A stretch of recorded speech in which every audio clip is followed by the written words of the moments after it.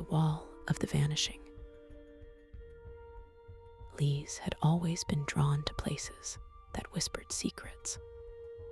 So when she heard about the abandoned asylum on the edge of town, she couldn't resist the urge to explore. Locals spoke in hushed tones of a strange wall inside the asylum grounds, a wall that seemed to absorb sound and light, an ancient remnant that didn't quite belong. Most believed it was just a myth, a story to scare children. But Elise's curiosity burned brighter than their warnings. As she stepped closer to the wall, Elise noticed how the air around it seemed unnaturally still. No breeze stirred the dry leaves, no birds sang nearby. Her footsteps muffled as though swallowed by the ground itself. The wall was taller than she expected, built from large stones that shimmered faintly under the fading light. When she reached out to touch it, a sudden chill ran down her spine, and a whisper so soft she almost missed it brushed past her ear. The whisper spoke her name. Heart pounding, Elise glanced around, but saw only the empty asylum grounds and creeping shadows. Suddenly, the wall's surface seemed to ripple like water. Images flashed before her eyes, faces, places, moments long past. She saw people walking towards the wall, then vanishing without a trace. Panic stirred within her as she realized this was no ordinary ruin. It was a gateway, a trap for those who wandered too close. Despite the fear clawing at her, Elise couldn't turn away. She needed answers.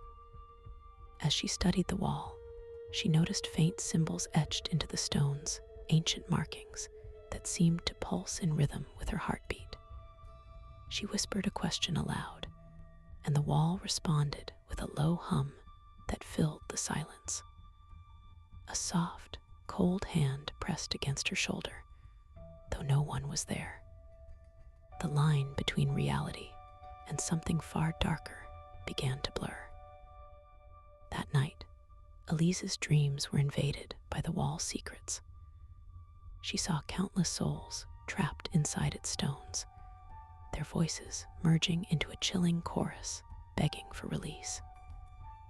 They showed her visions of the asylum's dark past, experiments, despair, and a desperate ritual meant to imprison something far worse than death. As dawn broke, Elise awoke with a resolve. She would find a way to free the lost, even if it meant confronting the unknown that dwelled within the wall of the vanishing. Returning to the asylum, Elise brought a small lantern and a notebook. She documented every symbol, every whisper, every flicker on the wall. With each visit, the wall seemed to respond, growing warmer, almost alive.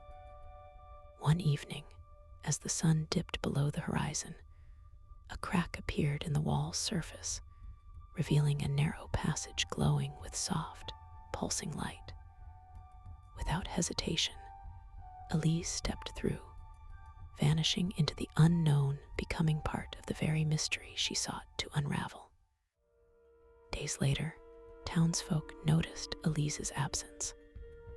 The asylum grounds were silent once more, with only the wall standing firm, its surface smooth, no cracks or symbols visible.